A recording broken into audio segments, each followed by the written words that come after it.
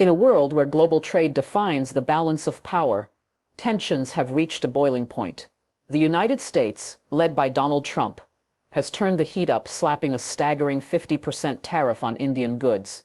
But India is not stepping back. Prime Minister Narendra Modi has stepped into the arena, his voice steady, his resolve unshaken. What we are witnessing is not just a trade dispute, it's a test of national pride, economic endurance, and the will to fight back. The announcement of the 50% tariff landed like a hammer on the global economic table, sending a shockwave through trade markets and political corridors alike. It was not just a policy decision, it was a calculated move, a loud and unmistakable statement from Washington that the rules of the game had changed. For most countries, such a sudden blow would cause immediate panic.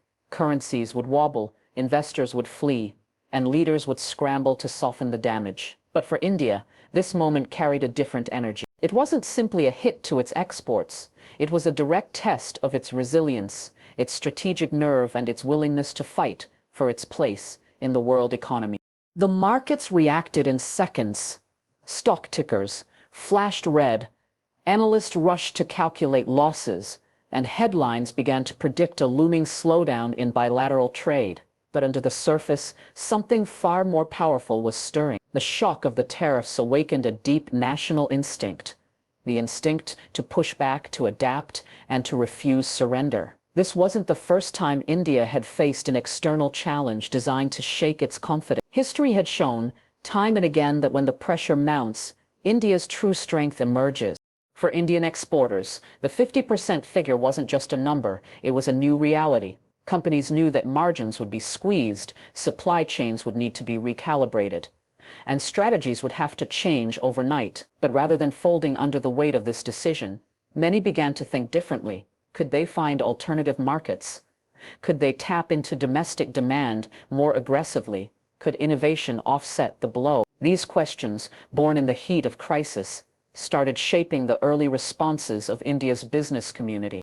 Politically, the move from Washington carried a message that was impossible to ignore. The era of predictable trade relations was over. The White House had drawn a line, but that line also became a rallying point for India's leadership. This was no longer just a matter of economic calculation. It had transformed into a matter of sovereignty and self-respect. The tariffs, in their sheer size and abruptness, were intended to unsettle, but in New Delhi they lit a fire. The people, too, began to sense the significance of the moment. For many, it became a question of national pride. Social media buzzed with debates, television studios filled with analysts discussing next steps, and conversations in markets and offices reflected a growing sentiment that India needed to stand firm. This was more than a trade dispute. It was a trial of character. In the quiet rooms of government offices and the bustling floors of manufacturing plants, one realization became crystal clear. The world was watching, and how India chose to respond would define not just the outcome of this standoff, but the very image of India as a player on the global stage. The shock of the tariff was real, but so was the determination it ignited. When the news of the 50% tariff escalation reached New Delhi, there was no visible sign of hesitation in Prime Minister Narendra Modi's demeanor. Cameras captured him walking into press briefings with the same calm precision he is known for. But behind that calm was an unmistakable resolve. The message from Washington had been loud, almost confrontational. And now the world waited to see whether India's leader would respond with caution or with courage. His words, when they came, were deliberate, measured in tone, but unyielding in substance. He did not waste time with theatrics. There was no plea for reconsideration, no appearance of bending under the pressure. Instead, he made it clear that India would not be dictated to, that its trade policies would not be reshaped by the hammer of foreign tariffs. He framed the situation not as a setback, but as a moment of clarity, a reminder that nations must be prepared to stand their ground, even when the cost is high. For millions of Indians watching live, this was more than a political statement. It was a signal of reassurance.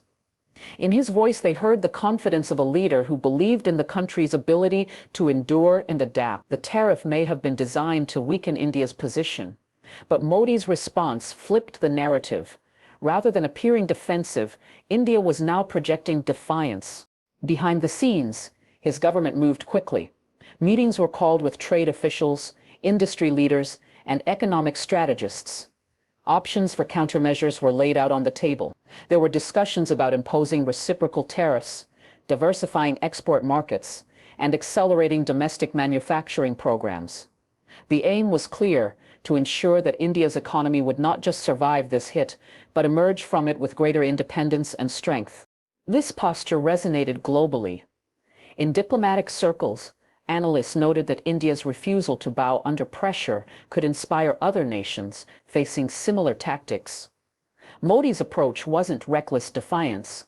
It was calculated resilience. By responding firmly but without unnecessary provocation, India positioned itself as a nation willing to defend its economic interests without losing its diplomatic balance.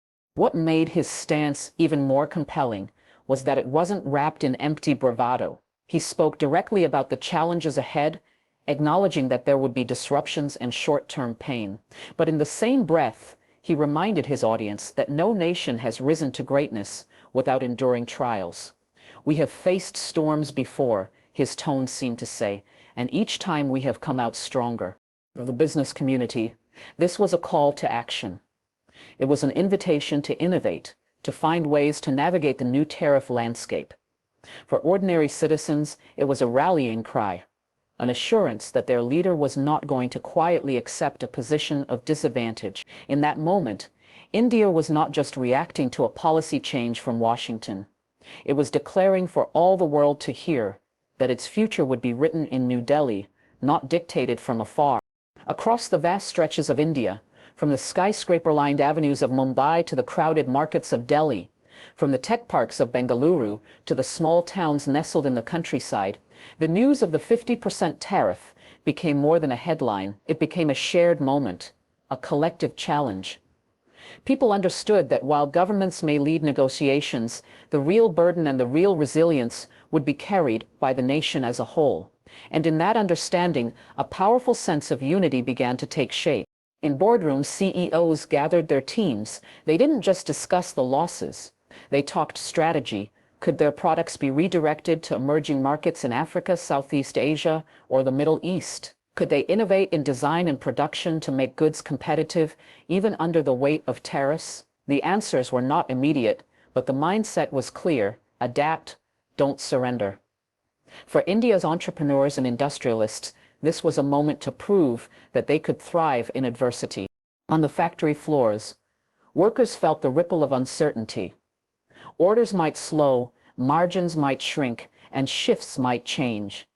But in many places, the reaction wasn't despair, it was determination. Foremen encouraged their teams, owners promised to protect jobs where they could, and conversations turned toward how to produce faster, better, and with less dependency on imported raw materials. The spirit of Make in India, which had been a slogan for years, began to take on a new urgency. Even among street vendors and small traders, there was a subtle shift in tone. They knew the tariffs were a big geopolitical matter far removed from their daily bargaining. Yet, they also understood the symbolism. If India was being challenged, then every Indian, whether selling fruit in a market or running a tech startup, was part of that larger story. Supporting local goods, promoting Indian-made products, and standing behind domestic industries became not just an economic choice, but a patriotic act.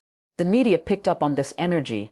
News channels began highlighting stories of resilience, small businesses that had found new buyers abroad, manufacturers who shifted production to untapped markets, farmers who secured export deals beyond traditional trade partners. The narrative slowly began to shift from one of crisis to one of possibility.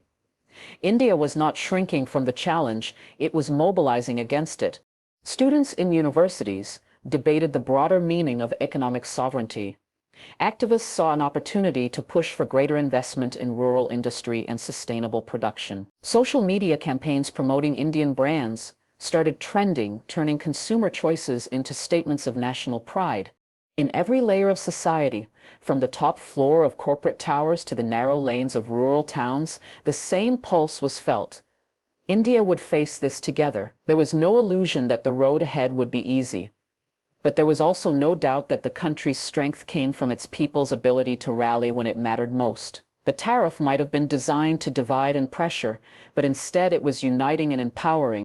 In the days following the tariff escalation, it became clear that this was no ordinary trade dispute. The ripples were spreading far beyond Washington and New Delhi, touching every corner of the global economic map. In London, Paris, and Berlin, diplomats discussed the potential fallout in hushed corridors. In Beijing, strategists watched closely, calculating how this friction might open opportunities or shift alliances. In capitals across Africa and Southeast Asia, leaders saw lessons in the confrontation, lessons about how to navigate a world where economic pressure was increasingly being used as a tool of political influence. International media outlets ran the story on front pages and primetime broadcasts. The headline wasn't just about tariffs, it was about the clash of two major democracies with growing influence. Analysts framed it as a test case for the balance of power in a multipolar world. Could India stand its ground against the United States without sacrificing its economic growth? Could it send a signal strong enough to deter similar moves from other nations? These questions were being asked not only by economists and trade experts, but also by political leaders who knew that the outcome here would set precedents for the future. The World Trade Organization and other international bodies began receiving inquiries and formal statements from various governments, each watching how the standoff unfolded. Trade alliances, whether formal or informal, started to shift in subtle ways. Countries with strained relations with Washington saw India's response as a potential blueprint for their own resistance. Meanwhile, allies of the United States wondered if they, too, could one day be on the receiving end of such aggressive tariff measures, and whether they would have the capacity to push back as firmly. For India, the global attention was both an advantage and a responsibility. Every move it made was under the microscope. A hasty or emotional reaction could be painted as recklessness. A passive response could be interpreted as weakness. Prime Minister Modi's government understood this, and that is why their strategy was carefully calibrated, not to retreat, but also not to escalate beyond control. The goal was to demonstrate that India could defend itself without destabilizing the global market, a delicate balance that required precision in both rhetoric and policy. Business leaders in Europe and Asia began quietly approaching Indian counterparts, exploring new partnerships that might offset the impact of the US tariffs. This was the hidden upside of global scrutiny. It created opportunities for diversification. New trade agreements, joint ventures, and investment proposals began to appear, many of them motivated by the perception that India was willing to stand firm where others might falter. Every statement from New Delhi was analyzed by think tanks and policymakers abroad. Every economic adjustment tracked by financial markets. The confrontation had become more than an economic quarrel. It was now a global stage where India's economic independence, diplomatic skill, and political will were being tested in real time. And the world was taking notes. The path ahead for India is neither simple nor without cost. The imposition of a 50% tariff is not a challenge that can be solved overnight. There will be economic adjustments, industries will feel the strain, and certain sectors will have to weather slower growth in the immediate future. Yet, in moments like these, history reminds us that the true measure of a nation is not taken when times are easy. It is taken when the odds are stacked against it. This is one of those moments, and India is standing at the threshold of a defining chapter. In the months to come, there will be negotiations across tables in Washington and New Delhi. There will be proposals, counter-proposals, and perhaps moments where compromise seems within reach. But regardless of how these talks unfold, one principle must remain non-negotiable: India's economic sovereignty. The nation must make it clear that while it seeks fair trade, it will not be coerced into agreements that undermine its industries, workers, or long-term interests. The government's task is monumental: crafting policy that shields vulnerable sectors while empowering others to grow. But this is not just the responsibility of policymakers. It is a collective mission. Businesses must innovate, diversify, and expand into new markets. Entrepreneurs must think beyond traditional boundaries, seizing opportunities in emerging economies. Farmers, manufacturers, and tech innovators alike must see themselves as part of a national strategy, contributing to the strength and resilience of the economy. For ordinary citizens, the role is equally vital. Choosing to support Indian-made products, investing in local enterprises, and encouraging self-reliance are not small acts. They are the quiet revolutions that strengthen a nation from within. Every purchase, every decision to back domestic talent is a vote for India's independence on the global stage. Internationally, the stakes are high. The outcome of this trade dispute will echo beyond India and the United States. Other nations are watching closely, gauging whether it is possible to withstand economic pressure without bending to it. A strong, measured, and principled stand now could inspire countries across the world to pursue fairer trade relationships, challenging the idea that economic might alone determines the terms of engagement. But perhaps the greatest impact of this moment lies in its ability to unite the nation. Challenges have a way of blurring divisions, political, cultural, and economic, and forging a shared purpose. The tariffs may have been intended to weaken India's resolve, but instead they are solidifying it. In resisting, India is telling the world that dignity, fairness, and self-respect cannot be priced, taxed, or negotiated away. This is more than a chapter in a trade war. It is a statement of identity. It is a declaration that while markets may fluctuate and policies may shift, the spirit of a nation is unshakable. And as India walks this difficult road, it does so with the knowledge that the journey will not just protect its present, it will shape its future. In that truth lies the greatest victory of all.